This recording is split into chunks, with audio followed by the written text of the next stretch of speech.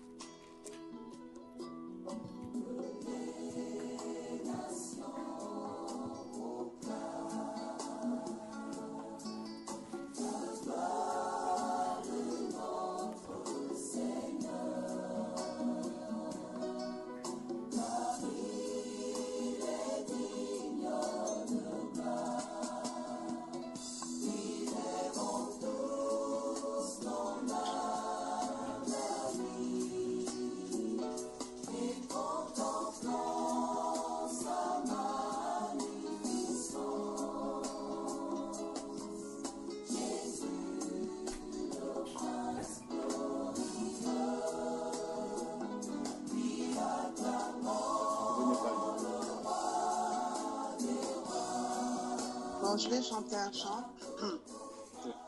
Alléluia, Amen, Amen, Alléluia, Amen. Oh. Alléluia, Amen, Amen. Alléluia, Amen, Alléluia, Amen. Alléluia, Amen. Oh. Alléluia, Amen, Amen.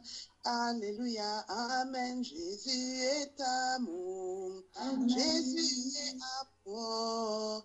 Jésus est amour. Amen. Alléluia, Amen. Jésus est présent. Jésus est présent. Jésus est présent. Amen. Alléluia, Amen. Amen. Amen. Alléluia, Amen. Amen. Alléluia, Amen. Alléluia, Alléluia, Amen. Amen. Alléluia, Amen. Acclamons le roi. Acclamons le roi. Oh, acclamons le roi. Amen. Alléluia, Amen. Acclamons le roi. Amen. Oh, Amen. Amen. Alléluia, Amen. Alléluia, Amen. Amen. Oh, Amen. Amen. Amen. Alléluia, Amen. Amen. Amen. Amen.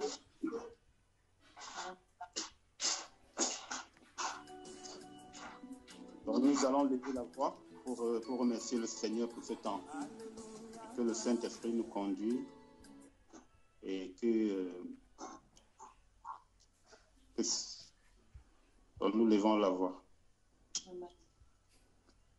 Merci Seigneur Dieu Père Tout-Puissant. Merci Seigneur pour ce temps que tu nous accordes Seigneur. C'est un privilège d'être conscient de ta présence au milieu de nous Seigneur Dieu Père. C'est Seigneur par ton Esprit Saint Seigneur qui nous enseigne Seigneur. C'est toi qui nous dirige Père. Seigneur Dieu Père, nous attendons de toi Seigneur que tu nous nourris Seigneur par ta parole Seigneur ce matin Seigneur Dieu Papa.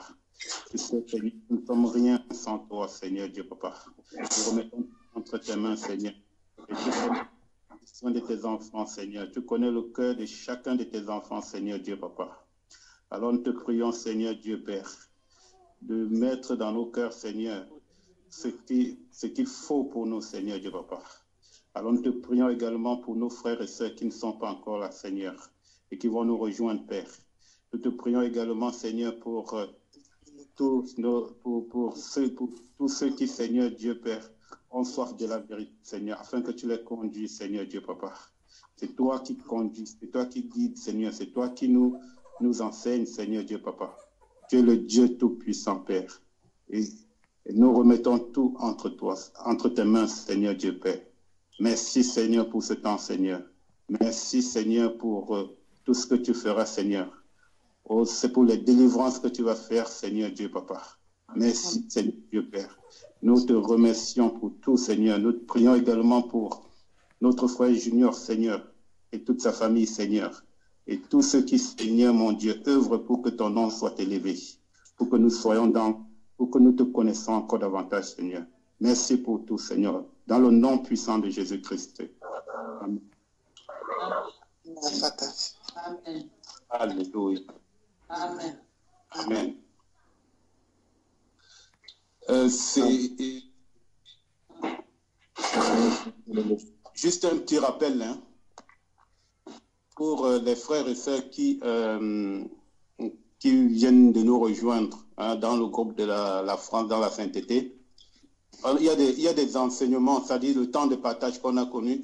Nous sommes déjà au 30e, non, je crois 32e ou bien 33e, pour qu'on ne revienne pas sur ce qu'on a déjà vu chaque fois. Ce serait intéressant si les frères et sœurs qui sont nouveaux aillent sur le site de Mbamba Iba et commencent à écouter. Vous voyez, je donne un exemple. Par exemple, on a fait un travail sur le cœur. Comment prier en pensée, des trucs comme ça. Donc, c'est sur la France dans cet été. Comment être... de toutes les façons, il y a beaucoup d'enseignements, en fait. Comme ça, quand on va se connecter, vous serez à jour, en fait. On va aller sur MMT. Sinon, on va poser des questions. Et si vous n'êtes pas à jour, vous n'allez pas comprendre. Vous allez peut-être vous sentir un peu à côté, quoi, en fait.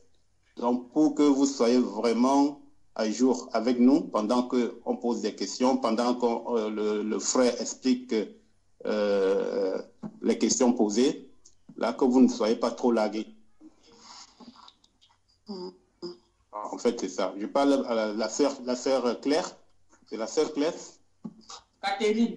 Catherine, pardon. Voilà, et d'autres. Shalom, frère Benjeni. Shalom, frère.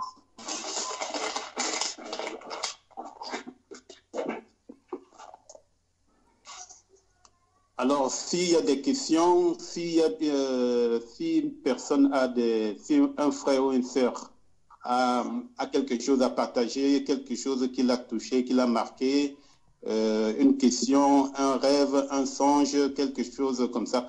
Le frère Junior, il nous écoute, mais il va intervenir quand il voudra.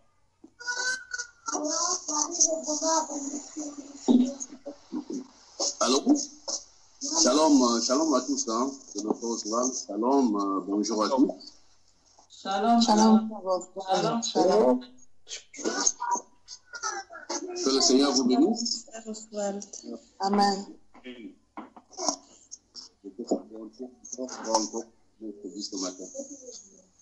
Amen. Amen. Voilà, j'interviens juste pour vous dire d'arriver là. Donc, voilà, c'est juste pour vous dire bonjour. Et voilà, nous sommes là. Nous vous écoutons. Donc, au micro, comme il y a des enfants, donc moi, Grésille un peu. On nous écoute, hein. Amen, frère.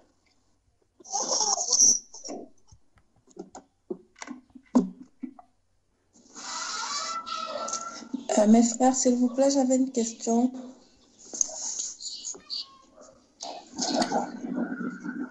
Allô? Oui, c'est qui? C'est la sœur Laetitia. Oui, c'est Laetitia. J'avais une question. Je voulais savoir si l'un d'entre vous pouvait m'expliquer ce que c'est que le don de connaissance ou le don de parole de connaissance, s'il vous plaît?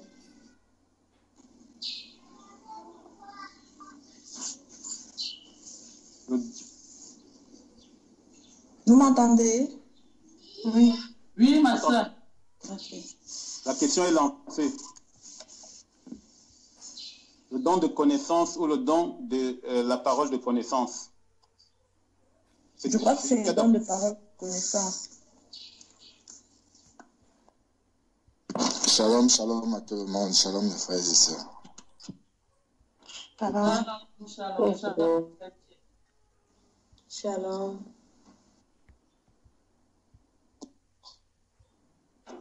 Frère Benjamini. Allô? Allô? Oui, tu as entendu la question de la sœur, non? Oui. En fait, le don de connaissance, parole de Il y a le bruit chez quelqu'un là.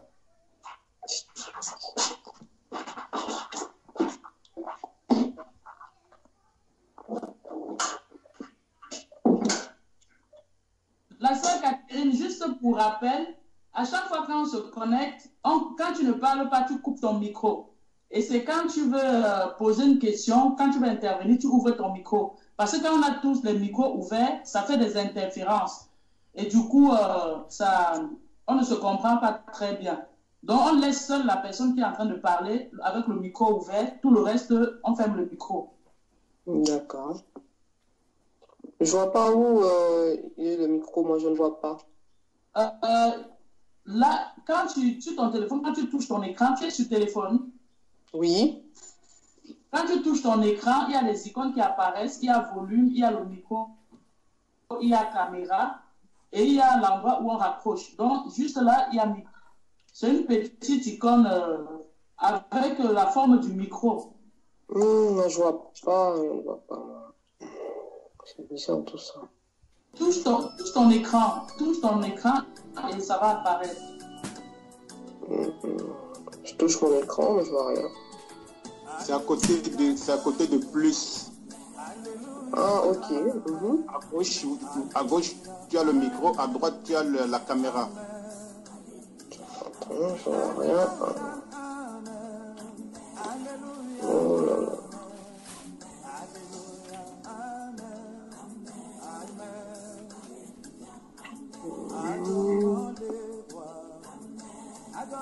Normalement, si tu peux raccrocher, c'est qu'il y a les icônes. Tu vois l'icône où tu peux raccrocher l'appel ou pas?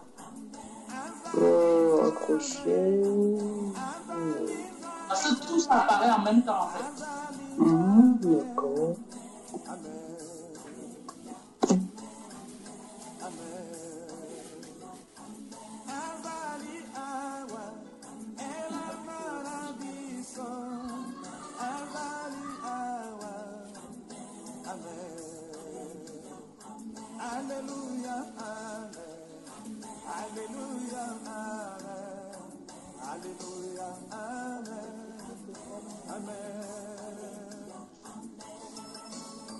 Allô?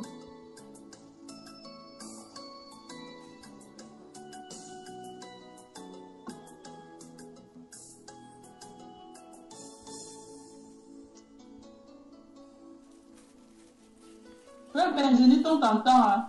Allô? Oui, frère, on t'entend. Je disais tantôt le don de connaissance, c'est le don qu'a en fait une personne de connaître quelque chose à un instant T, à un moment T par rapport à une situation ou un événement précis, quoi. Donc le Seigneur te donne juste la connaissance par rapport à ce sujet ou par rapport à cette question, par rapport à la situation posée à l'instant T. Allô? Oui, allô? Vous m'entendez? Oui. Alors, je voulais savoir si c'est des événements passés ou c'est des événements futurs. Ou c'est en général, c'est les deux, je ne sais pas. C'est-à-dire, il te fait connaître Si j'ai bien compris, il te fait connaître la connaissance par rapport à un problème, si c'est bien ça. Oui, peu importe la situation ou l'événement qui se trouve, peut-être, je vais peut-être un peu exemple. Ça peut être par rapport à quelque chose, je ne sais pas qui c'est, je ne sais pas, quelque chose se passe quelque part. On peut prendre l'exemple d'Étienne, non? Quand il était face au tribunal, la connaisseur, qu'est-ce que la Bible déclare là-bas? Il était là, il se défendait avec des paroles qui étonnaient les autres, quoi. Bon, cette connaissance, cette sagesse qui lui venait là ne venait pas de lui. Je pense qu'on peut prendre l'exemple sur son cas là. Ça c'est un peu, voilà, c'est également un exemple par rapport à un sujet comme ça, ou une question biblique qui dérange là. Le Seigneur te donne en fait la connaissance, l'éclairage par rapport à cette chose-là à l'instant T là. C'est un peu, c'est en fait, voilà, comme le frère Pierre vient même de préciser, comme le Seigneur dit, ne préméditez pas ce que vous allez dire là, car ce que vous devez dire vous sera enseigné à l'instant même par le Saint-Esprit là. Donc c'est en fait ces mots-là qui te sont mis dans la bouche par rapport à la circonstance, que ça peut être, la circonstance peut concerner un événement passé, comme ça peut concerner en quelque sorte un événement futur ou un événement présent même sur lequel il faut, par exemple, décider là. Le Seigneur te donne en fait cette connaissance-là à l'instant T. Et voilà quoi. Et alors, donc c'est comme une révélation que le Seigneur te donne en fait, si je comprends bien. Oui, c'est comme une révélation. Plus ça, tu ne l'as pas appris, non. Ça peut être des paroles, ça peut être qu'il te fait voir quelque chose, enfin comme une vision. C'est ça. Hein? Ça, c'est pas beaucoup plus dans le sens de la vision. C'est quelque chose qui te dépose à l'esprit même. Qui te dépose à l'esprit même à l'instant. Et tu sais seulement que tu sais. C'est comme ça, mais voilà. Tu sais que c'est ça et c'est pas telle chose. D'accord. Et c'est quoi la différence alors avec la parole Parole de sagesse. La sagesse, oui, voilà, parole de sagesse. La parole de sagesse, c'est quelque chose qui intervient beaucoup plus dans le cadre des problèmes. Comme on dit, parfois les sages se réunissent pour trancher par rapport aux situations, par rapport aux problèmes qu'il y a là. C'est autant de choses qu'on dit que Salomon, par exemple, était sage. On regarde la façon dont il a résolu le problème des deux femmes qui ont toutes chacune accouché d'enfants.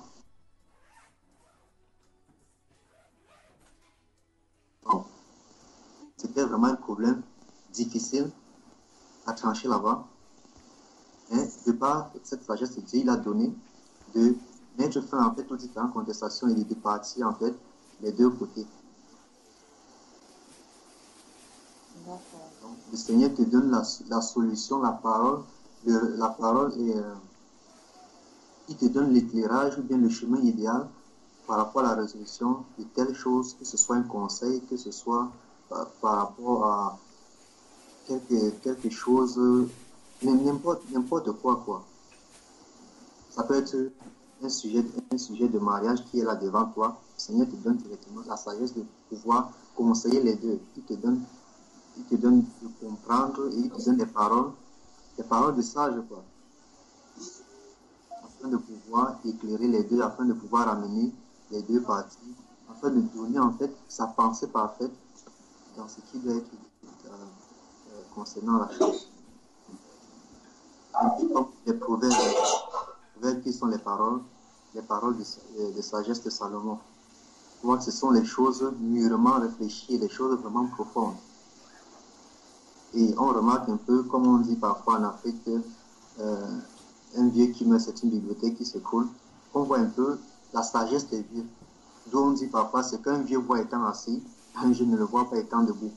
Donc, de par cette sagesse-là qu'ils ont, leurs conseils qu'ils ont, il peut te donner un conseil comme ça. À l'instant T, tu ne comprends pas, mais c'est quand tu tournes là, tu commences à faire telle ou telle chose, et tu te rends compte que ce que telle personne m'avait dit, ou bien ce que le grand-père avait dit là. C'est vraiment ainsi. Et on voit comment ils statuent, ils se réunissent parfois dans les villages, on prend le cadre des villages là pour trancher sur des décisions. Job était également un autre. Quand on lit par exemple le livre de Job, en regardant ces raisonnements-là, en regardant son apport, la façon dont il aborde les problèmes, tu vois qu'il aborde les choses d'une sagesse vraiment, parfois tu ne vois même pas où il t'amène quoi. Mais quand tu suis son développement, tu vois vraiment que la chose que tu prenais à la légère, c'est quelque chose de bien lourd et donc bien profond dont il fallait vraiment faire attention. Or, c'est avec cette sagesse-là que le Seigneur donne de contrôler, que ce soit conseiller ou régler les différentes situations possibles. D'accord. Oui. Juste pour compléter ce que le frère Benjini dit, ça va de pair en fait. C'est-à-dire que la parole, la parole de connaissance et la sagesse, en fait, ça va de pair. C'est-à-dire que la différence avec la sagesse, c'est que tu peux avoir la solution à une situation longtemps avant, inspirée par Dieu. Maintenant, dans la connaissance, c'est que peut-être ça peut être instantané, comme il a dit. C'est-à-dire que là, par exemple, tu es en train d'exhorter quelqu'un, tout d'un coup, ça vient comme un flash, tu réponds à la personne. Ça ne vient pas de ton intelligence, la réponse que tu donnes à la personne. Ça ne vient pas de ton intelligence. C'est le Saint-Esprit qui te met ça à l'esprit de dire à la personne. Donc, Je voulais savoir, mes frères, donc maintenant, quand il y a tout ça là, en fait, est-ce que tout ça là se retrouve dans, excusez-moi, dans peut-être chez un prophète, chez quelqu'un qui a le don de prophétie? Parce que le prophète, il est là pour conseiller, enfin pour orienter, non?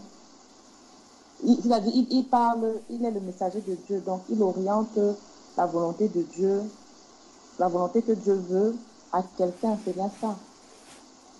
Oui, ce sont des choses qui incarnent bien en fait ces prophètes, oui. Ce sont en fait les porte-paroles de Dieu, comme tu as dit, ce sont en fait, on va dire, les guides, même dans l'église. C'est pourquoi une église sans prophète, c'est une église qui trouve vraiment la dérive, d'où vont venir les révélations. Donc, dans son orientation, justement, il va amener certainement la parole de connaissance et la parole de sagesse. C'est autant de choses qu'il incarne. Mais frère Ben, Oui. mais est-ce que c'est seulement donné aux prophètes? Je pense que... Non, je ne dis pas que c'est seulement donné aux prophètes. Ok. Elle a pris l'exemple des prophètes. Je dis que le prophète incarne ces choses-là. Je ne dis pas que c'est seulement donné aux prophètes. J'ai une petite question là. Si je comprends bien, la parole de connaissance, elle est adressée à quelqu'un d'autre. Elle n'est pas adressée à la personne même qui reçoit cette parole-là. C'est adressé à quelqu'un d'autre, quoi. Oui, donc elle n'est pas adressée à elle n'est pas adressée à la personne même qui reçoit cette parole-là. Elle est toujours adressée à une tierce personne, c'est ça? Bon, dit qu'elle est toujours adressée à une tierce personne. Ça, je ne dirais pas. Je ne dirais pas forcément, parce que tout dépend. Tout dépend des situations, tout dépend des circonstances, de ce que le Seigneur. Il y a des choses que, parfois en lisant la Bible, ou lorsque quelqu'un dit quelque chose, par exemple, tu n'as pas encore lu ce passage, mais tu sais que ce n'est pas ça. Quelqu'un donne une réponse là, tu sais que ce n'est pas ça. Bien que tu n'aies pas lu sur le sujet, bien que tu ne saches pas vraiment de fond en compte de quoi il s'agit, mais tu sais que la réponse qui a été donnée par tel ou tel là, ou l'éclairage qui a été donné là, ce n'est pas simplement ça. Et ça, tu ne sais pas le pourquoi, jusqu'au jour où par exemple, le Seigneur te fait grâce, tu comprends pourquoi est-ce que tu avais en fait cette conviction-là en toi. Une conviction que tu ne peux pas, par exemple, éclairer. C'est par la suite que tu découvres que, c'est que le Seigneur me mettait à cœur. Voilà vraiment pourquoi j'avais cela à cœur.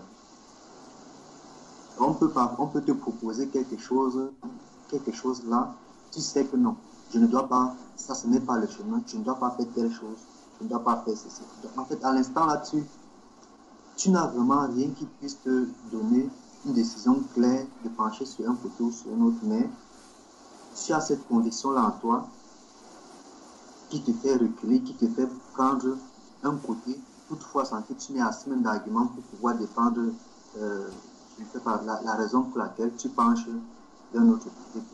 C'est peut-être par la suite que tu comprends pourquoi. Ça peut concerner, on peut être en train de partager là, quelqu'un a peut-être un problème. Ce qui est, je suis peut-être en train de passer par une telle situation. Le Seigneur te met un message, le Seigneur te donne une parole et tu dis à mon égard, qui touche par exemple la situation, le problème que je suis en train de traverser. Mais ça toi, tu ne sais pas également. À quoi tu dis des choses, tu ne sais même pas que tu es en train de dire, comme ça concerne en fait ma situation. Et c'est peut-être la question sur laquelle j'étais en train de réfléchir tout au long de la semaine ou tout au long de la journée. Et toi, tu dis seulement et tu ne sais même pas pourquoi tu as même pu dire de telles choses. Bon, mais tu sais que c'est ce qu'il fallait en fait dire. Bon, ça sort comme ça sort. Donc, ça veut dire...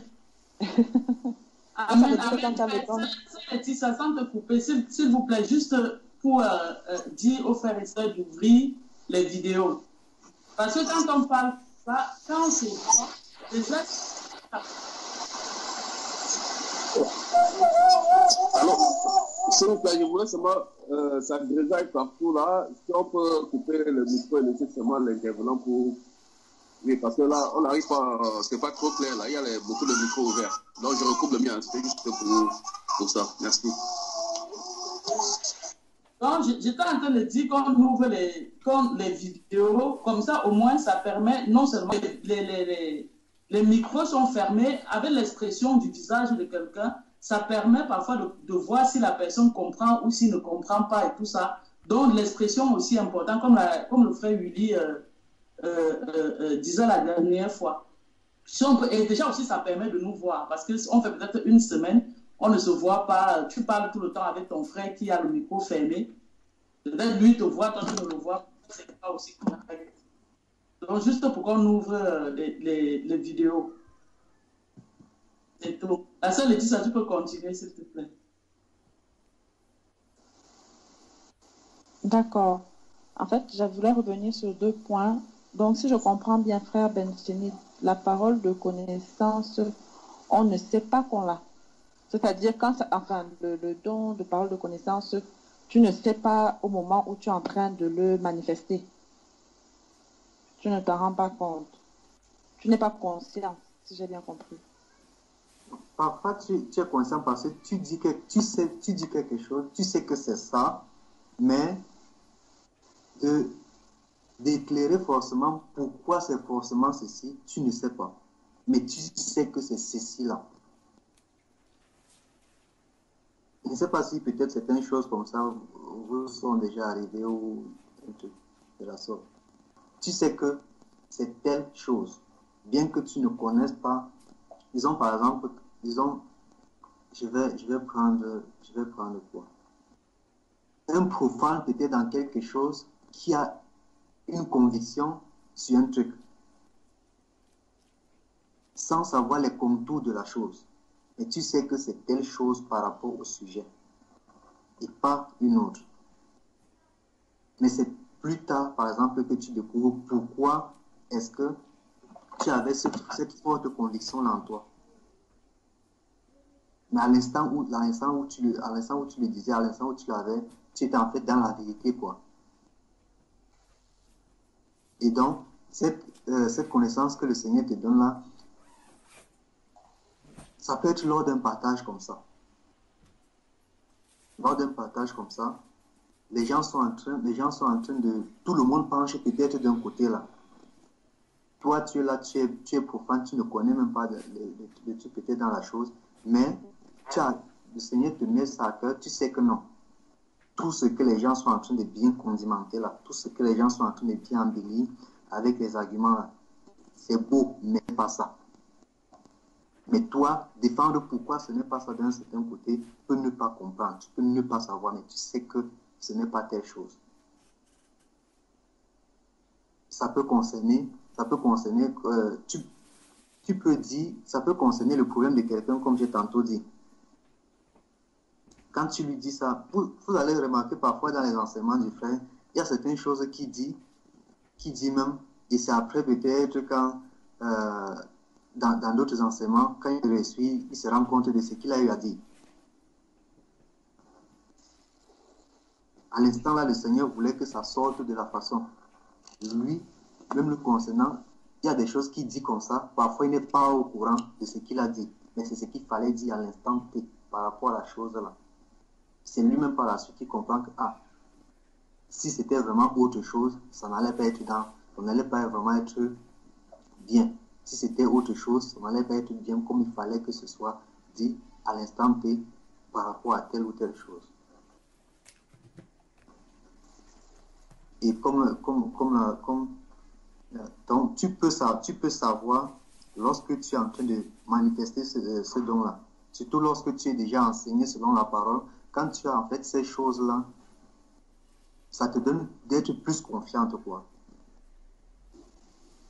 Et tu sais que même si tu ne comprends pas à présent, le Seigneur va t'éclairer tôt ou tard. Mais tu sais que c'est le chemin qu'il faut suivre, c'est la décision qu'il faut prendre.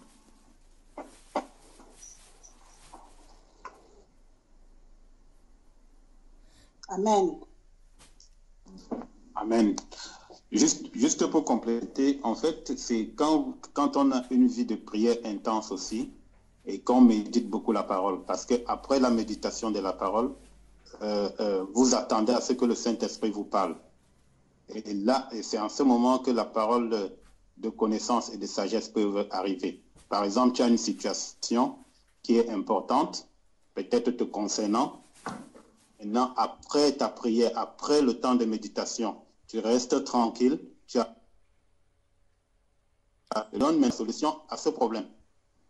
Voilà. Ça peut concerner une autre personne, ça peut te concerner, ça peut concerner un membre de ta famille, ça peut concerner même quelqu'un que tu ne connais pas. Tout d'un coup, débloque la situation de ce problème. Tu sais que tu allais rencontrer ça. Donc, c'est le Saint-Esprit qui fait ce travail. Donc, en ce moment-là.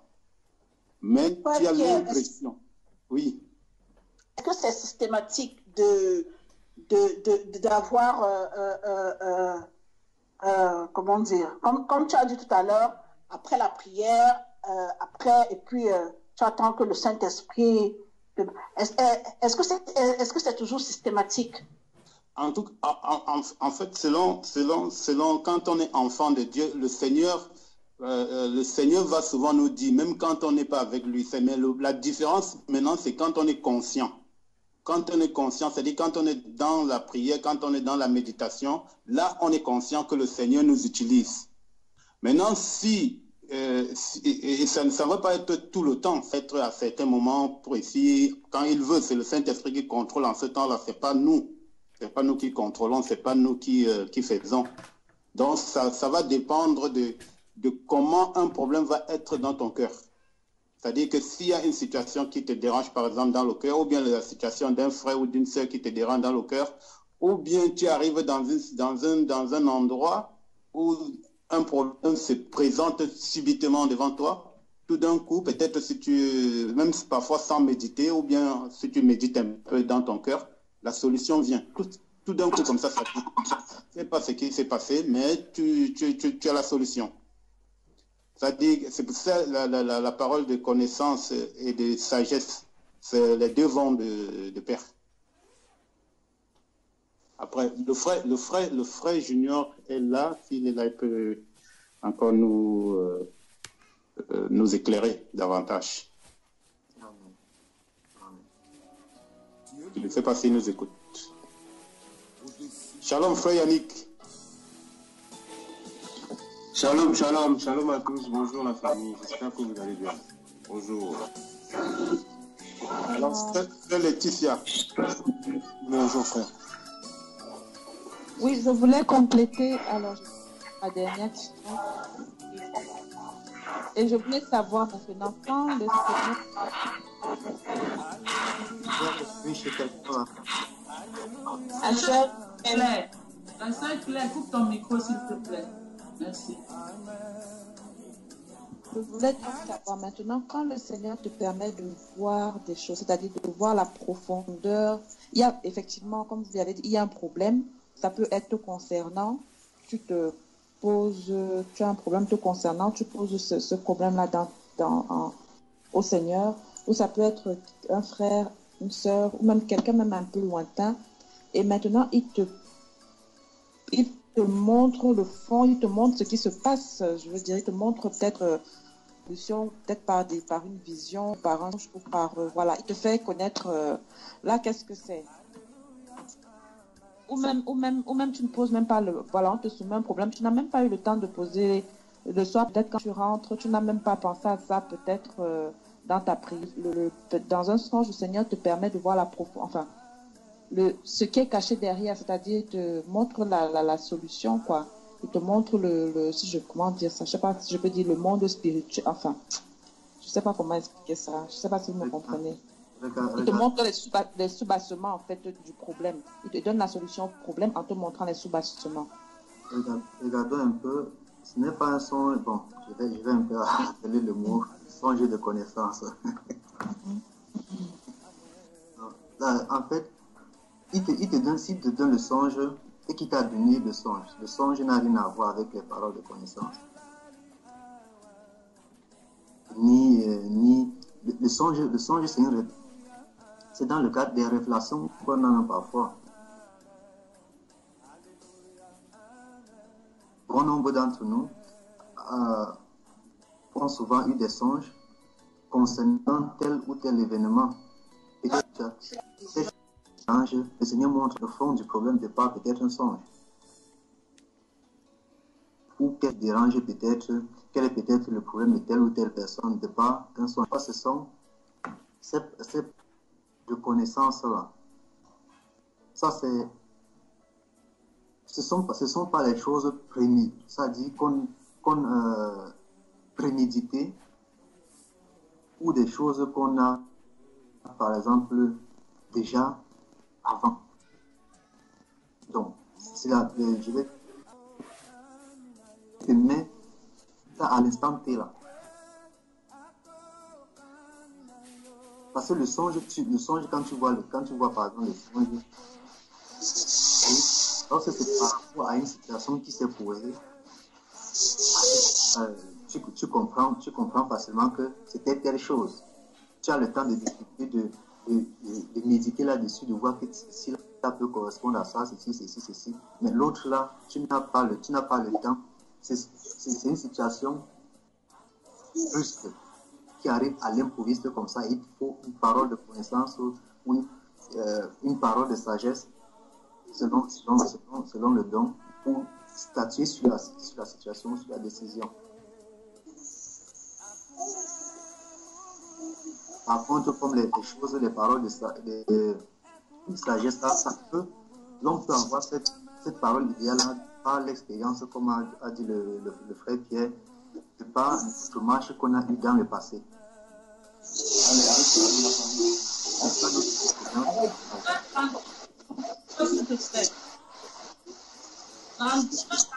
Ton micro.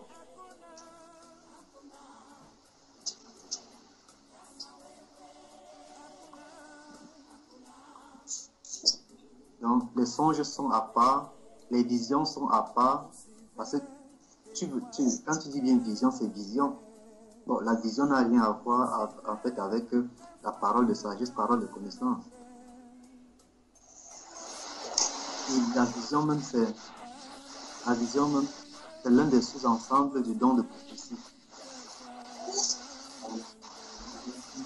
Il y en a à qui le Seigneur va donner, par exemple, c'est quelle personne Ton micro ouvert, on entend.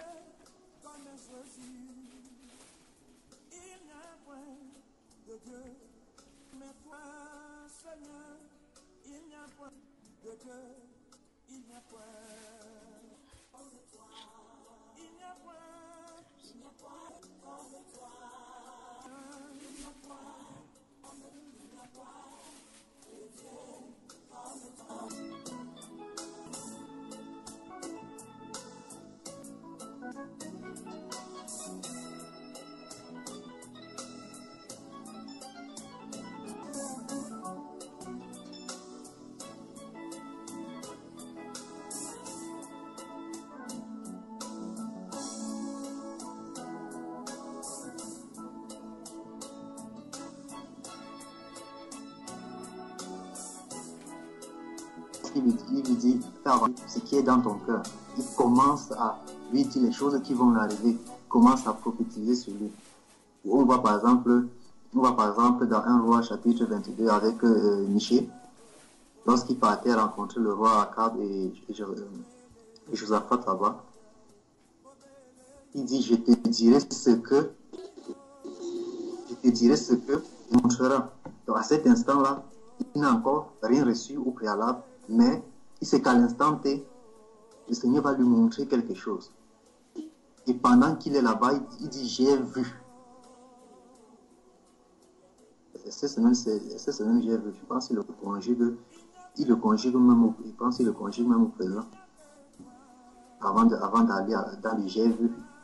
Donc c'est à l'instant T, quand il est face à la situation comme ça, que le Seigneur lui donne cette vision-là. Il voit de quoi il s'agit. Et lorsqu'il le dit, il est en train de prophétiser. Allons un peu de Dieu là, regardez un peu si vous voulez.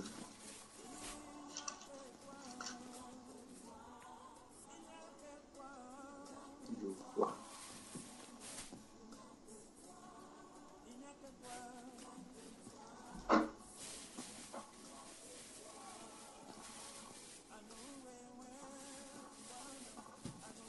Allô?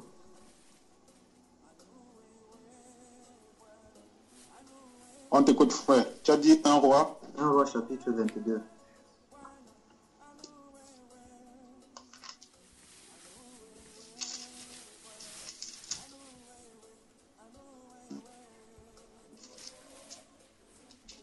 Donc, si on parlait du verset 13, pour ne pas...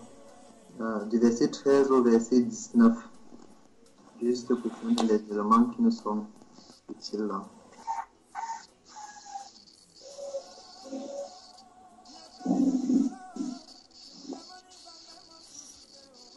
Et si une sœur peut nous lire ou un frère. C'est tout le monde qui participe, hein. C'est Béni au nom du Seigneur. Amen. 1 Roi, verset 13. 1 Roi 22, verset 13, dit: Le messager qui était allé appeler Michée lui parla ainsi: Voici, les prophètes d'un commun accord prophétisent du bien au roi. Que ta parole soit donc comme la parole de chacun d'eux. Annonce du bien. Michée répondit: L'Éternel est vivant. J'annoncerai ce que l'Éternel me dira. Lorsqu'il fut arrivé auprès du roi, le roi lui dit: Michée, irons-nous attaquer Ramoth en Galate, ou devons-nous y renoncer? Il lui répondit: Monte, tu auras du succès, et l'Éternel la livrera entre les mains. Et le roi lui dit: Combien de fois me faudra-t-il te faire jurer de ne me dire que la vérité au nom de l'Éternel? Michée répondit: Je vois tout Israël dispersé sur les montagnes, comme des brebis qui n'ont point de berger. Et l'Éternel dit: Ces gens n'ont point de maître, que chacun retourne en paix dans sa maison. Le roi d'Israël dit à Josaphat: Ne te l'ai-je pas dit? Il ne prophétise sur moi rien de bon. Il ne prophétise que du mal. Et Michée dit: Écoute donc la parole de l'Éternel. J'ai vu l'Éternel assis sur son trône, et toute l'armée des cieux se tenant auprès de lui, à sa droite et à sa gauche. Et l'Éternel dit: Qui séduira Achab Achab pour qu'il monte à Ramoth en Galade et qu'il y périsse. Et ils répondirent l'un d'une manière. Et un esprit vint se présenter devant l'Éternel et dit, moi, je le séduirai. L'Éternel lui dit, comment? Je sortirai, répondit-il, et je serai un esprit de mensonge dans la bouche de tous ses prophètes. L'Éternel dit, tu le séduiras et tu en viendras à bout. Sors et fais ainsi. Amen. Amen. Donc, vous voyez, au verset 14, il dit quoi? L'Éternel est vivant, j'annoncerai ce que l'Éternel me dira. Là, il n'a encore rien. Il n'a encore rien reçu, il n'a encore rien vu. Au verset 17, on dit, Michel répondit, je vois, ça c'est instantané. Comme il est là, c'est comme ça qu'il voit cette situation-là. Quand il marche avec le messager qui est parti l'appeler, là il n'en est rien. Il dit, je dirai ce que l'Éternel me dira. Et là, le Seigneur, là une vision lui est montrée. Il dit, je vois tout Israël dispersé sur les montagnes comme des brebis qui n'ont point de berger. Ça, c'est une vision. Et quand il le dit, il est en train de prophétiser parce que ce n'est pas encore arrivé. Il est en train de prophétiser par rapport à ce qui va arriver. Et au verset 19, Michée dit, écoute donc la parole de l'Éternel. J'ai vu l'Éternel assis sur son trône et toute l'armée des cieux se tenant auprès de lui, à sa droite et à sa gauche. Donc, les songes sont à part et on peut avoir un songe peut également être une prophétie.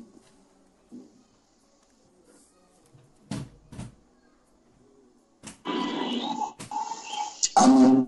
Voilà en fait. Parce que Gloire à Dieu. Si le frère Benjamin, je ne sais pas s'il a terminé, j'aurais voulu apporter une contribution dans ce sens. Amen. Vas-y frère. C'est qui? C'est le frère? C'est le frère Martin. Ah ok, frère Martin. J'aimerais, s'il vous plaît, comme je ne connais pas le nom de tout le monde, j'aimerais savoir le nom de la sœur qui a demandé la question, si c'est possible. La sœur Laetitia. Ah, gloire à Dieu. Je suis la sœur Laetitia, frère Martin. D'accord. Très enchanté, sœur. Ok, je disais, on va ouvrir dans le livre d'Éphésiens, le chapitre 4. On va lire à partir du verset 1.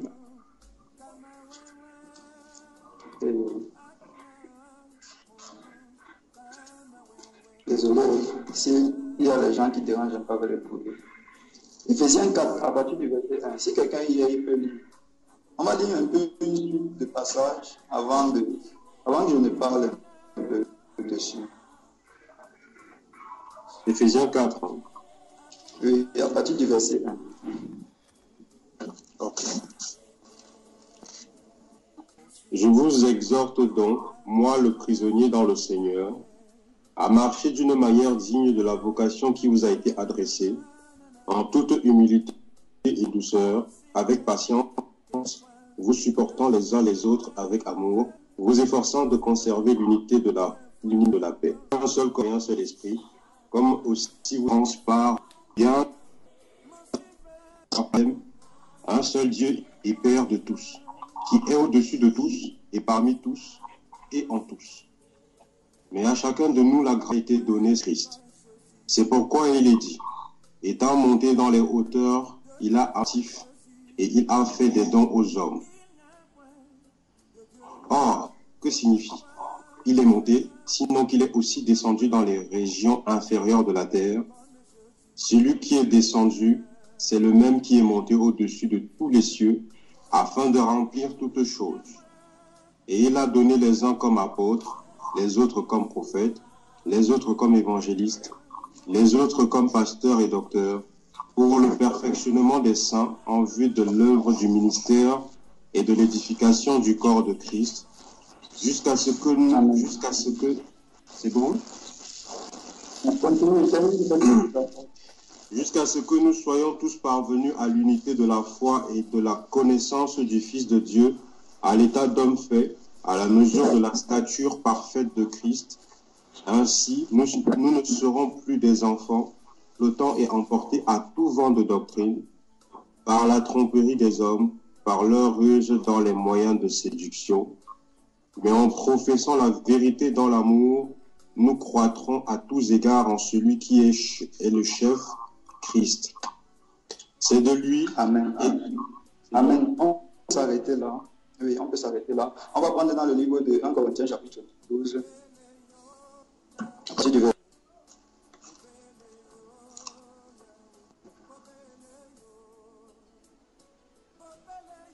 Corinthiens 12, à partir du verset 1.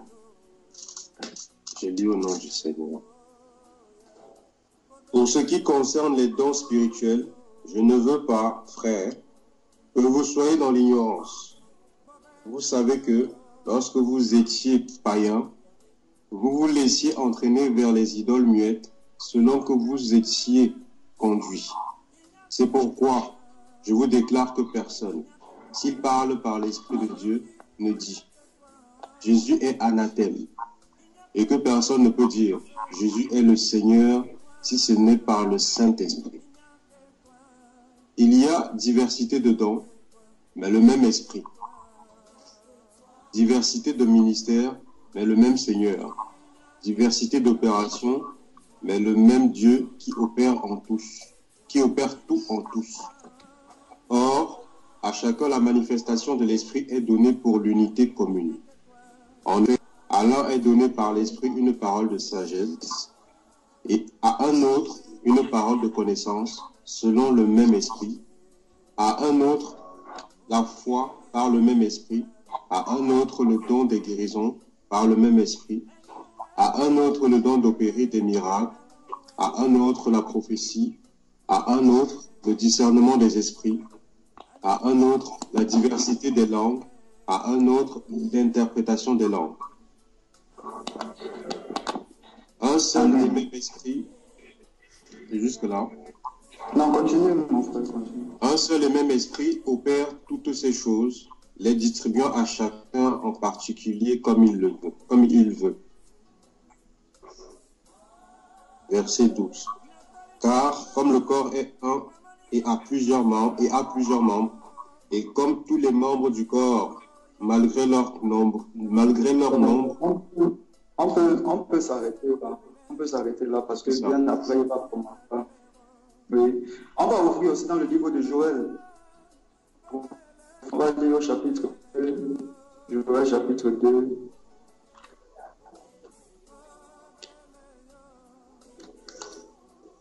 Prophète Joël.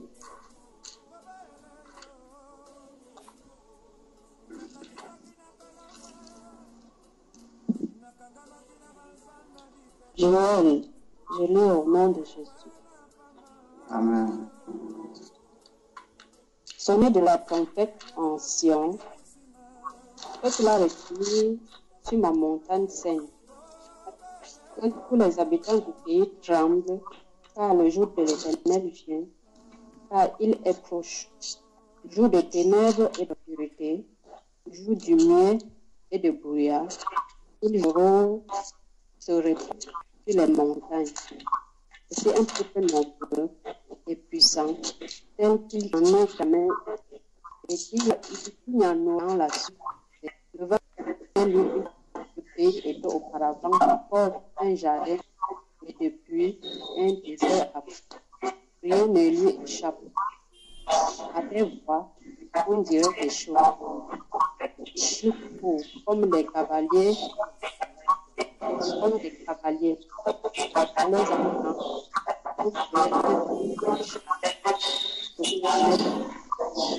Allô? Il y a du bruit là. Allô?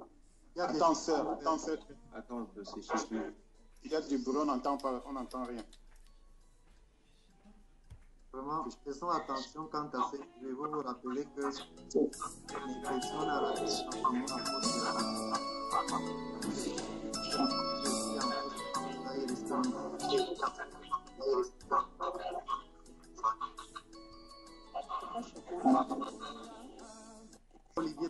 Ok, je vous... Frères et sœurs, on n'entend rien du tout. Il y a trop de bruit. Vérifions nos micros, s'il vous plaît. Merci. Excusez-moi, frère et sœurs, juste un rappel parce que le micro, écoutez, nous écoutons les enseignements des autres pays ou nos enseignements même. Le micro est tellement désagréable quand il y a l'enregistrement. Et il faut savoir que ce message touche beaucoup de personnes dans le monde qui ne sont pas forcément dans les groupes. Et quand il y a l'histoire du micro, moi-même parfois je piaffe parce que c'est tellement agaçant. Donc nous tâchons à notre niveau afin que nos enseignements soient clairs pour tout le monde. Donc veillons vraiment à cela, s'il vous plaît. On peut reprendre donc. Ok, ma soeur, elle dit même à partir du verset 12, ça peut dire.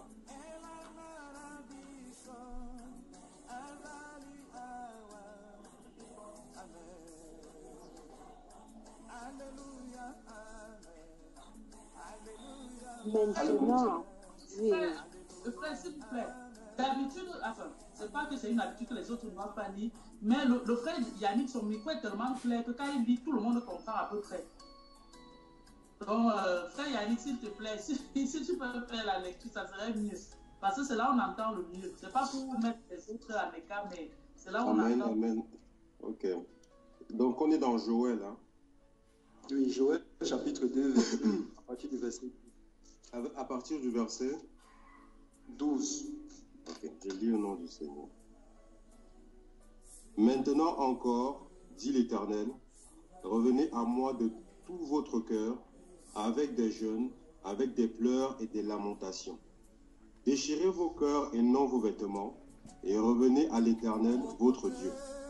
Car il est compatissant et miséricordieux, lent à la colère et riche en bonté, et il se répand des mots qu'il envoie. Qui sait s'il ne reviendra pas et ne se repentira pas, et s'il ne laissera pas auprès de lui, qui ne laissera pas après lui la bénédiction, des offrandes et des libations pour l'Éternel, votre Dieu. Sonnez de la trompette en Sion, publiez un jeûne, une convocation solennelle.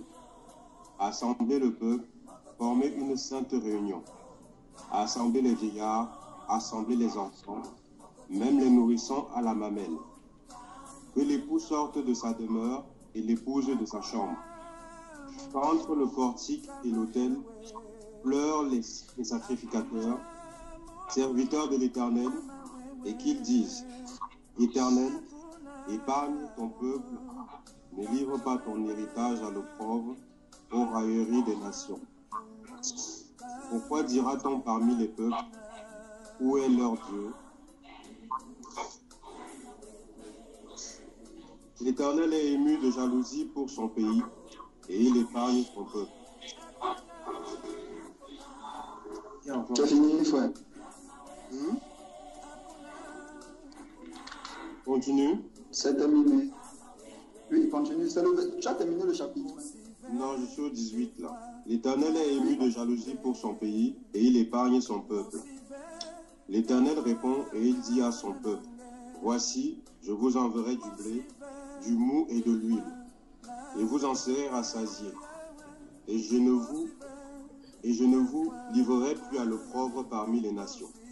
J'éloignerai de vous l'ennemi du nord, je le chasserai vers une terre aride et déserte, son avant-garde dans la mer orientale, son arrière-garde dans la mer occidentale. Et son affection se répandra. Sa puanteur s'élèvera dans les airs, parce qu'il a fait de grandes choses. Terre, ne crains pas, sois dans l'allégresse et réjouis-toi, car l'Éternel fait de grandes choses. Bêtes des champs, ne craignez pas, car les plaines du désert reverdiront. Car les arbres porteront leurs fruits, le figuier et la vigne donneront leur richesse. Et vous, enfants de Sion, sortez dans l'allégresse et réjouissez-vous en l'Éternel votre Dieu, car il vous donnera la pluie en son temps.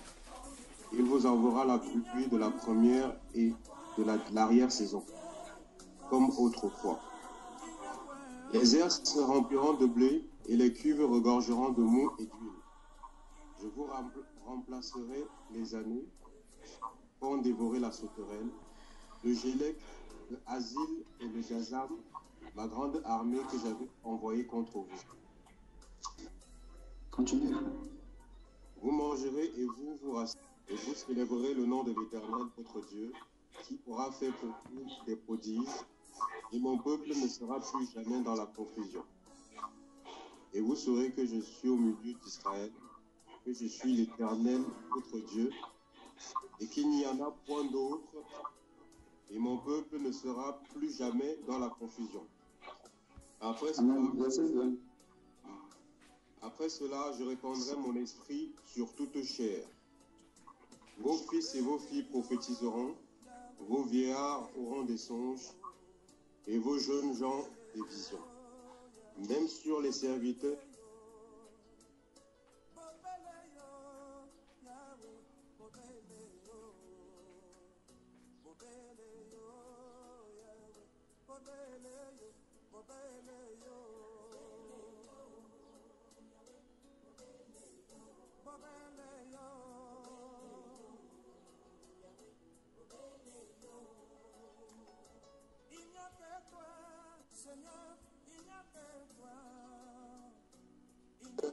le passage, on peut lire ensemble, mais les points, les passages clés que je voulais verser et le verset 29. C'est vrai que les frères qui allaient en esprit, ils ont commencé à effectivement, je bénis le Seigneur pour l'intervention du frère Benjamin en expliquant réellement ce que c'est que la parole de connaissance. Il y a quelque chose plus tard, on est en train de dire qu'on peut prier pendant qu'on prie, le Saint-Esprit nous donne de comprendre certaines choses qui étaient cachées, nous donne de la sagesse par rapport à certaines situations, chose qui n'est pas faux. Je voulais juste amener une légère différence. Vous voyez, dans le livre de Joël et dans le livre des Actes des Apôtres, chapitre 2, l'apôtre Pierre répète ces choses-là et il parle de l'esprit que le Seigneur devait répandre dans les derniers temps sur toute chair. Et ce qui a été fait au moyen de l'œuvre de Christ, pour tous ceux qui croient en lui. Mais la différence que je disais, je voulais amener, c'est que nous tous, nous avons le Saint-Esprit.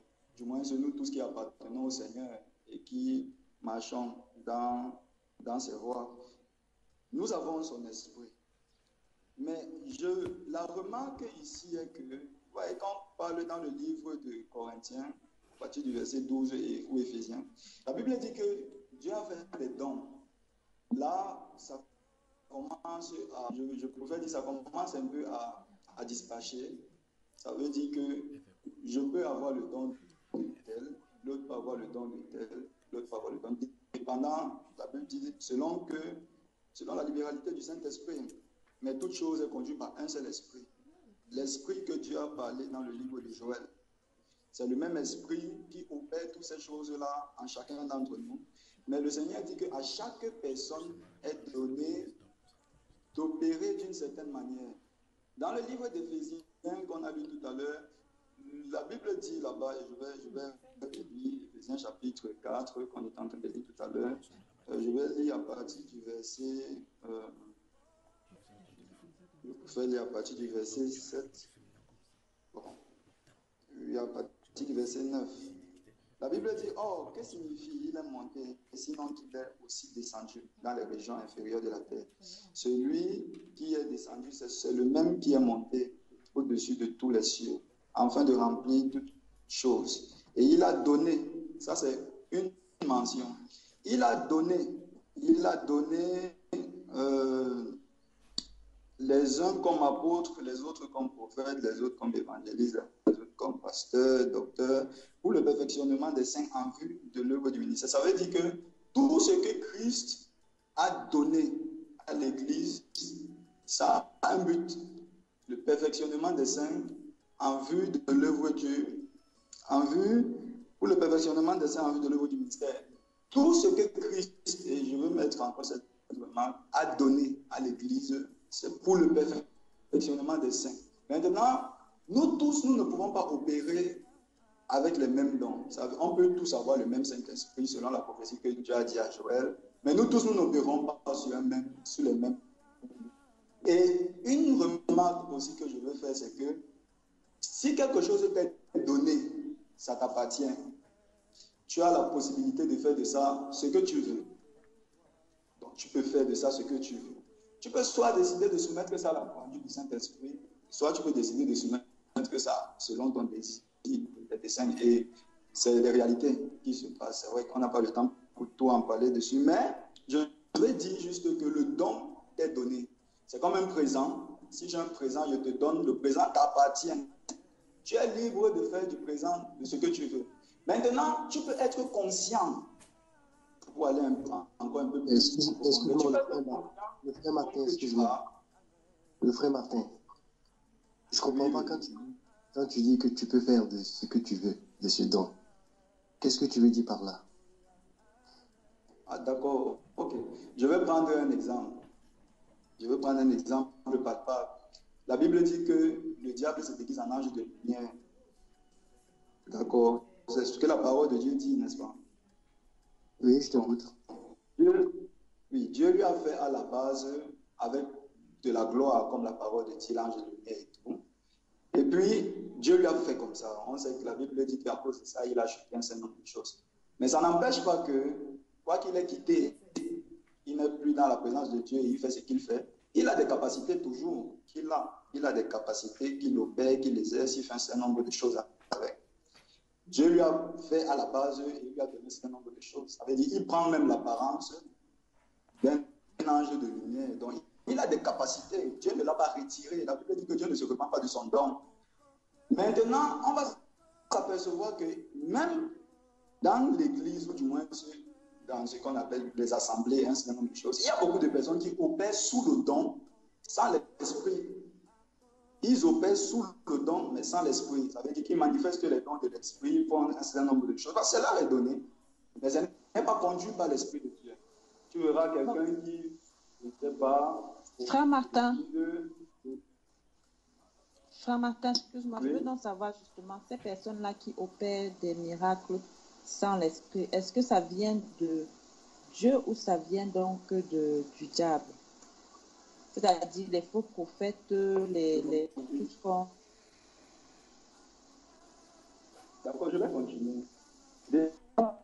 Bon, je vais mettre peut-être deux différences. C'est vrai que je ne veux pas trop entrer, parce que mon but c'est de toucher les deux questions.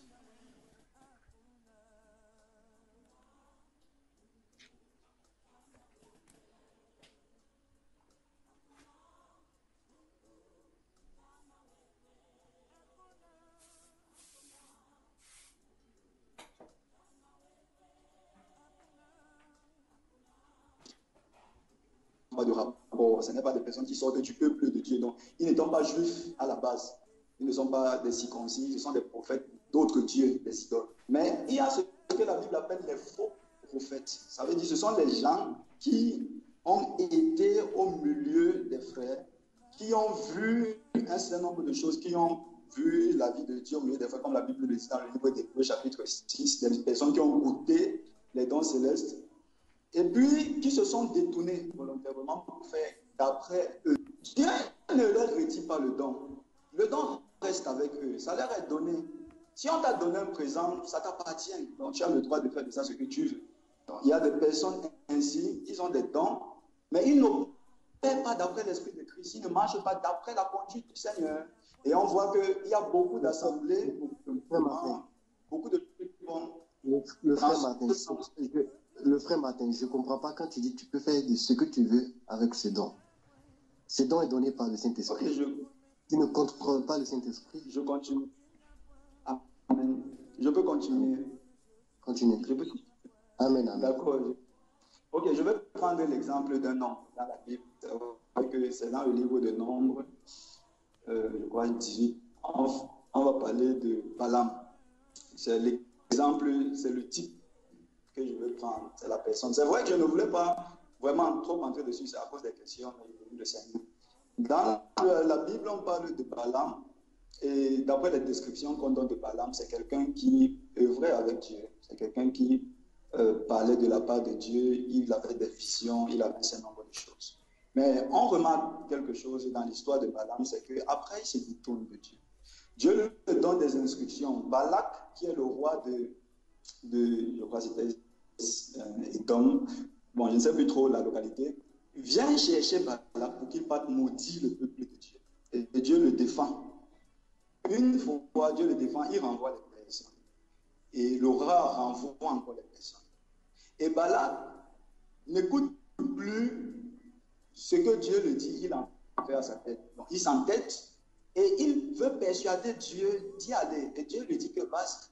Pendant qu'il est en train d'aller, la Bible dit que l'ange de l'Éternel s'est tenu. L'âne de Balak commençait à réagir autrement, il ne voulait plus avancer. Et Dieu a permis que l'âne parle pour dire à Balaam que là où tu es en train d'aller, ce n'est pas correct. Et il y a l'ange de Dieu qui se tient devant toi et il est prêt à te frapper. Et Dieu parle à Balaam. Mais même jusque-là, Balaam continue. Dieu lui dit donc que vas-y et fais d'après ce que ce qu'il te sera dit, mais tu vas parler les paroles que je vais te dire. Et on va s'apercevoir que bien après, un certain nombre de choses se passent. Bon, pour certains, vous connaissez l'histoire. Je ne veux pas trop entrer en détail. Mais après ce que Balaam a fait, il a demeuré dans le territoire des adversaires d'Israël. Quelque temps après, la Bible dit que quand Dieu a envoyé les enfants d'Israël pour partir détruire ces gens, Dieu a dit au travers de son serviteur Moïse que même Balaam doit mourir. Seul Balaam faisait les choses qu'il faisait, ce n'était pas un autre. Je veux qu'on... Il le faisait avec le Dieu. Allô? Oui, allô? Oui, excusez-moi, frère Martin, mais est-ce que Balaam, alors, il a dit une prophétie qui ne venait pas de l'Éternel? Bien aimé, je peux continuer si tu me coupes tout le temps comme ça ne me permet pas de m'agencer. Mais je bénis Dieu pour la question. Balaam a dit la parole de Dieu. Il ne l'a pas dit de son gré. Il a dit parce que l'Esprit de Dieu lui a contraint de dire. Mais je veux dire qu'à la base, Balaam était un prophète. Il voyait, il avait des visions, il avait des songes, il avait tout. Et la Bible parle aussi du vieux prophète et du jeune prophète. Il était prophète. Donc ça veut dire que jusqu'à là, pas matin. Mais jusqu'à là, ça ne veut pas dire que Dieu te donne son esprit et puis tu fais de cet esprit ce que tu veux. Ça n'appuie pas toujours cela. Mon bien-aimé suit, je ne veux pas... Bon, faut tirailler. C'est vrai que j'ai dit, mon but c'était de toucher les points que la soeur a parlé, mais venons au livre d'Hébreux, chapitre 6, à partir du verset 1. On va lire. Le frère Martin, excuse-moi, c'est pas en fait pour vraiment te dénigrer par rapport à ce que tu es en train de dire. Au fait, on veut comprendre ce que tu as dit. Tu as dit quelque chose que je n'adhère pas en fait. Donc il faut que je te le dise, qu'on ne contrôle pas les dons. C'est le Saint-Esprit. Le Saint-Esprit fait ce qu'il veut. Celui qu'il veut. C'est pas nous qui contrôlons le Saint-Esprit. C'est le Saint-Esprit qui nous donne ses dons. Amen. C'est pas nous qui contrôlons les dons du Saint-Esprit. Amen. Donc, j'ai une question directement à l'endroit du frère. J'ai une question que je vais poser. C'est celle de savoir quelqu'un. Bon, parce que le frère dit que c'est le Saint-Esprit qui contrôle les dons. Quelqu'un qui a cru au Seigneur et bon, qui marche avec le Seigneur. Le Saint-Esprit lui donne des dons selon qu'on est en train de parler. Et c'est le Saint-Esprit qui contrôle ces dons de la personne. Quand la personne commence à marcher dans la désobéissance à Dieu, la question est celle-ci. Est-ce que ça règle dans la vie de la personne? C'est ma question. J'aimerais un peu qu'on ait un éclaircissement. Est-ce que les dons, la personne arrête d'opérer dans le don? C'est une chose. C'est une question. Le frère, la personne n'a pas de... Moi, je n'ai pas bien compris ta question. Moi, je n'ai pas bien compris ta question. Okay. Alors, est-ce que tu peux reprendre ta question? Quelqu'un qui a cru en Christ, qui a donné sa vie au Seigneur, et puis, bon, étant venu au Seigneur, il a le don. Le Seigneur fait don, il fait grâce, il le donne, je ne sais pas, peut-être un don de prophétie, un don de guérison, un don de miracle. Qu'importe le don, le Seigneur lui donne le don. Et puis, quand la personne arrête de marcher, ou du moins commence à marcher dans la désobéissance à l'Esprit de Dieu, est-ce que le don continue d'être manifeste dans la vie de la personne ou ça s'arrête, ou le don s'arrête de fonctionner parce qu'il marche dans la désobéissance à Dieu? C'est ma question.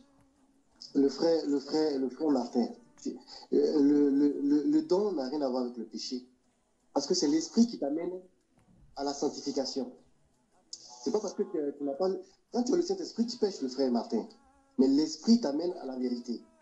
C'est l'esprit qui te conduit jusqu'à la sanctification, jusqu'à la perfection. Et donc, ça peut ne pas... Ça ne t'empêche pas d'œuvrer à ces dons-là. Ça ne peut pas t'empêcher. Dieu ne se répand pas de ses dons. Amen.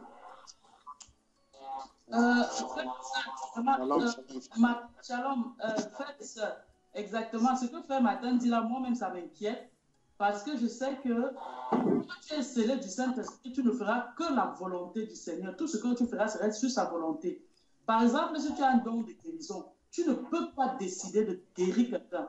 C'est le Seigneur dans sa préséance qui va guérir la personne à l'instant. Donc, tu ne peux pas décider de guérir quelqu'un de toi-même.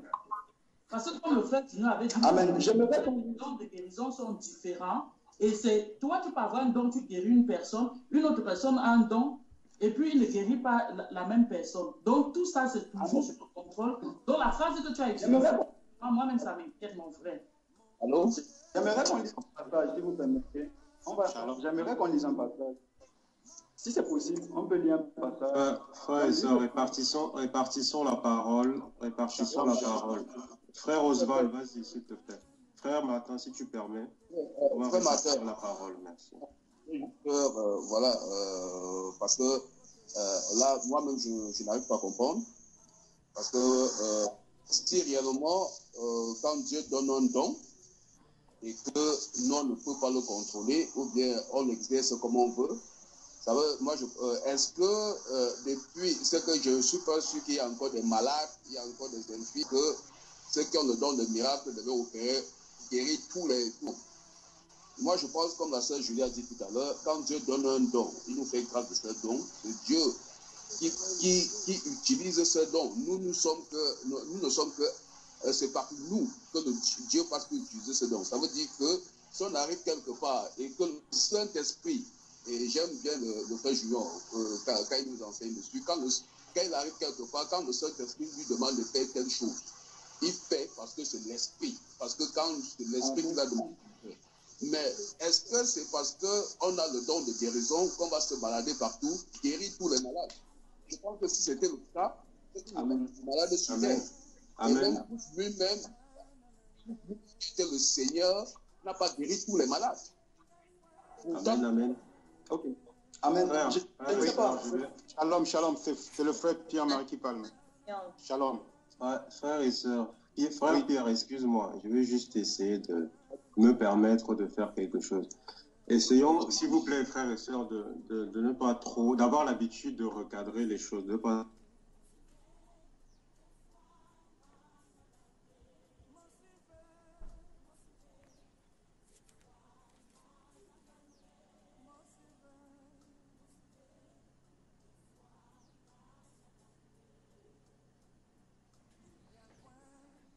se répartir la parole et de s'assurer que la personne qui a posé la question est satisfaite de ce qu'elle a, des réponses qu'on donne. Je profite pour saluer mon frère Achille que je n'ai pas vu depuis. Ok, amen. S'il vous plaît, j'aimerais que, comme je le disais, comme on dit un passage, ce que le bien-aimé frère Oswald a dit tout à l'heure, c'est clair et c'est très vrai, mais je continue de le dire, c'est ce qui marche dans la désobéissance, dans l'obéissance à Dieu, qui marche après la conduite du Saint-Esprit. Mais je veux qu'on lise un passage. Disons dans le livre des Hébreux, le chapitre 6, à partir du verset 1, disons voir.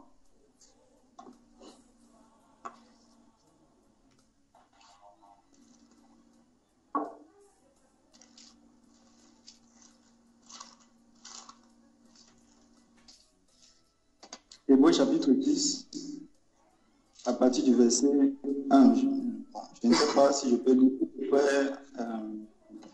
Alors, je lis. Ok. D'accord. C'est pourquoi, prenant les éléments de la parole de Christ, tendons à ce qui est parfait sans poser de nouveaux fondements, du recommencement aux œuvres mortes, de la foi en Dieu, de la doctrine des baptêmes et de l'imposition des mains, de la résurrection des morts et du jugement éternel. C'est ce que nous ferons si Dieu le permet, car il est impossible que ceux qui ont été une fois éclairés, qui ont goûté aux dons célestes et qui ont eu part au Saint-Esprit, qui ont goûté la bonne parole de Dieu et les puissances du siècle à venir qui sont tombés, soient encore renouvelés et ramenés à la repentance, puisqu'ils crucifient pour leur part le Fils de Dieu et l'exposent à l'ignominie. Lorsqu'une terre est abreuvée par une pluie qui tombe souvent sur elle, et qu'elle produit une herbe utile à ceux pour qui elle est cultivée, elle participe à la bénédiction de Dieu. Mais si elle produit des épines et des chardons, elle est reprouvée et près d'être maudite, et on finit par y mettre du feu. Amen. Nous parlions ainsi. Amen. Gloire à Dieu. On peut s'arrêter là. On peut s'arrêter là. D'accord. Bien-aimé, j'étais en train de parler sur un sujet et je vais continuer. La Bible dit ici, dans le livre d'Hébreux, et je vais prendre directement le chapitre, le verset 4, car il est impossible, je vais faire des remarques, la Bible ne dit pas qu'il est impossible pour ceux qui ont cru en Jésus seulement, ou pour ceux qui viennent à l'église seulement. Mais la Bible parle d'une qualité de personnes qui ont connu certaines réalités en Dieu. Et je vais un peu citer ces réalités point par point. La Bible dit il est impossible pour ceux qui ont été une fois éclairés, ça veut dire qu'ils ont été même éclairés une fois, qui a goûté le don céleste. Ce n'est pas un don qui vient d'ailleurs, c'est un don qui vient de Dieu.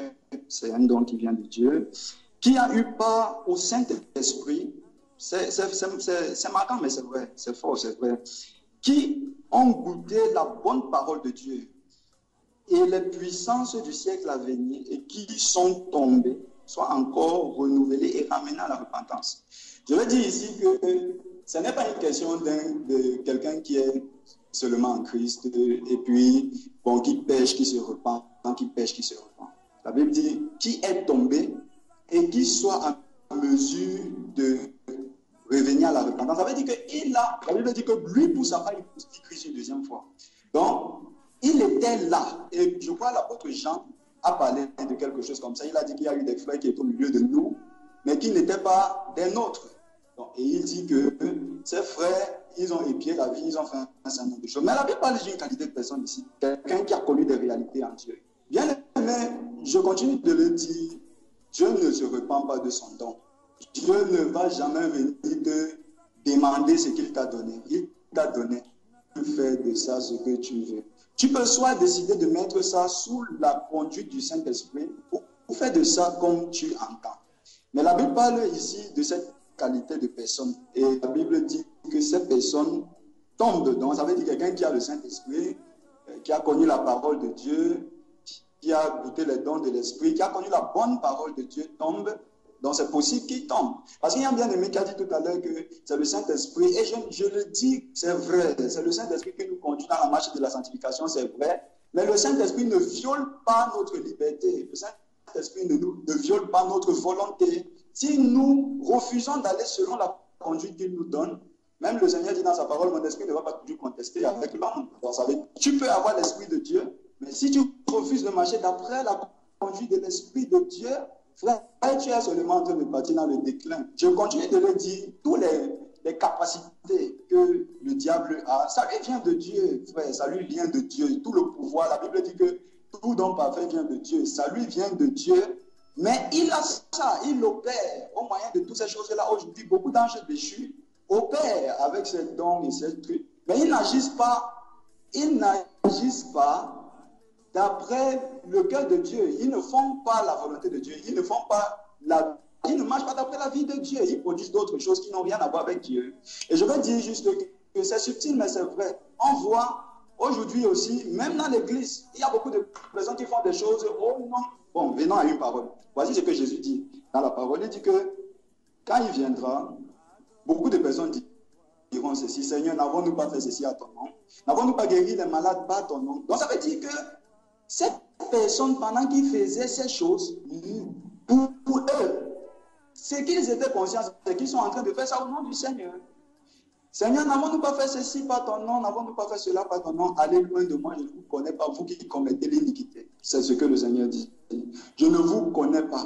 Pourquoi? Parce que vous commettez l'iniquité. Je peux faire des choses. Je peux opérer, je peux faire des guérisons. En fait, c'est ce que le Seigneur disait. Je peux faire beaucoup de choses. Mais si je vis dans l'iniquité, si je vis dans la désobéissance à l'Esprit de Dieu, Christ ne me connaît pas. Jésus ne me connaît pas. Mais ça c'est la... Je ne sais pas si cela était-il conduit par le Saint-Esprit? Attendez, Shalom. Ouais, une minute. Moi, je pense qu'il y a une question, il y a un problème de compréhension. Hein, il y a un problème de compréhension là-dedans. Parce que la question c'était être conduit par le Saint-Esprit pour donner une parole de connaissance et la sagesse. C'est-à-dire par le Saint-Esprit. Alors maintenant, on est en train de s'éloigner, en fait, de la question. Et moi, je pense, et ce que je comprends par rapport à la parole, on peut être soumis au Saint-Esprit, comme on peut attrister le Saint-Esprit en refusant de se soumettre. On peut refuser. Et il y a des moments, et c'est pour ça le frère lui parle de deux catégories d'enfants, les enfants de Dieu, que parfois ils n'ont pas le choix, c'est-à-dire que le Saint-Esprit les oblige à suivre un chemin. C'est-à-dire que le Seigneur, parce qu'il est enfant, à un moment donné, tu as envie d'aller à gauche, le Saint-Esprit va te dire que non, c'est à droite, tu iras. Mais ce n'est pas donné à tout le monde. Il y a d'autres personnes qui refusent de se soumettre au Saint-Esprit et ça a des conséquences dans leur vie.